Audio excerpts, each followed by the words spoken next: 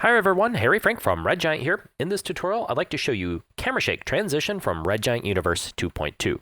You'll locate Camera Shake Transition inside the RG Universe Transitions category of your effects. I'll grab this transition and drop it on my cut point.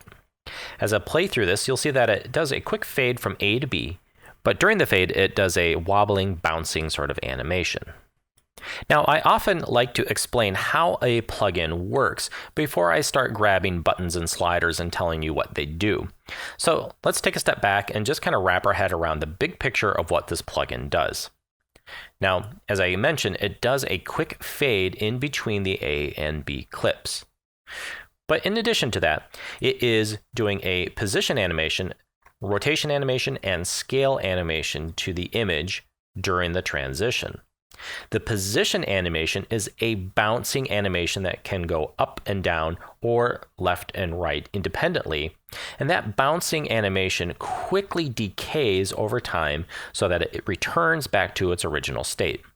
The scale simply bumps up to its maximum scale and then returns back to 100. The rotation animation is also a simple springy wobble in its rotation during the transition. So rather than being sort of a random wobbly camera shake, much like the camera shake effect in Red Giant Universe, this is more of a controlled bounce that settles back into its normal state. So now that we understand what's going on, let's learn how the different controls can give you different looks with this effect. Now, with many of our transitions, you can always start at the very top and simply pick a preset as your starting point or something that you can just use as is. For any of these, you can simply double-click to apply the transition. But if we'd like to further customize this, let's jump into the parameters. Like I mentioned, this is animating independently up and down, left and right.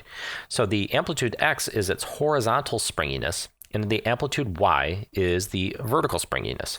So if I turn up the amplitude Y, we'll see this bounce a lot more in the vertical axis. If I like more of a horizontal bounce, I can set the amplitude X to 50, and I'll turn down the amplitude Y. How quickly it is bouncing and wobbling during the transition is its frequency. A little bit goes a long way here, so if I take this down to, let's say, 0.8, this will have a much slower feel to it. Now, while I'm on the topic of how quickly it moves, I'd like to talk about the dampening.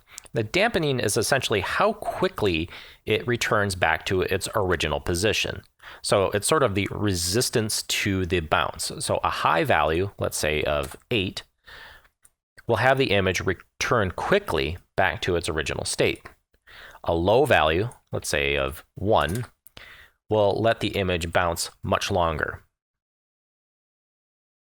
In fact, in this case, we've had it bounce longer than the duration allows in the transition. So I'll set this to 2.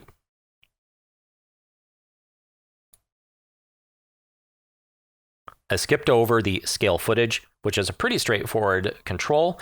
This controls how much the footage scales up during the transition.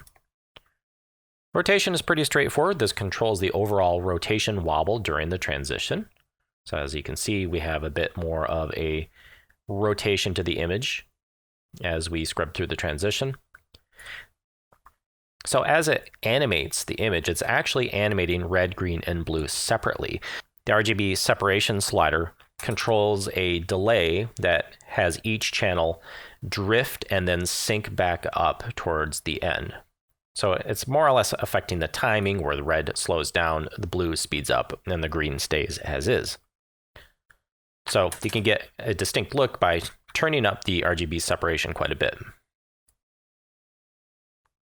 How much motion blur is being applied to the movement during the animation is the motion blur shutter. So if you'd like no motion blur, you can turn that all the way down to 0.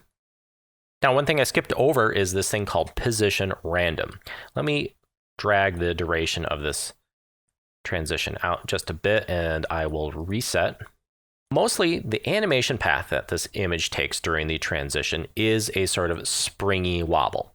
And because it's so quick, we don't have a lot of room for random movement. But the position random does introduce more of a random wiggle to the motion path of the image during the animation. As I turn it up, you can see that the movement has a bit more of an erratic nature. Now, if you are using position random and you're finding that the movement is repeating too much, or you're seeing too much of the same pattern, we can adjust the random seed here, and this will generate a new set of random values for the position random. And that is Camera Shake Transition from Red Giant Universe. My name is Harry Frank for Red Giant. We'll see you next time.